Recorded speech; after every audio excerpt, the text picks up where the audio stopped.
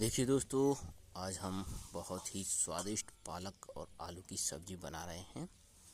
ये देखिए दोस्तों, हमने आलू पालक काट लिया है और अब तैयार करते हैं आलू पालक की सब्ज़ी। ये देखिए, आलू हमने छौंक दिया है। देखिए दोस्तों, इसमें हम मसाले डाल देते हैं और चूल्हे पर धीमी धीमी आंच पर हम बनाएंगे आलू पालक की सब्ज़ी। ये देखिए, बहुत ही स्वादिष्ट लगती है खाने में। देखिए दोस्तों, बहुत ही बढ़िया हमारी सब्ज़ी बनने लगी है और ये देखिए बनकर तैयार हो गई है। आलू पालक सब्ज़ी बहुत बढ़िया है।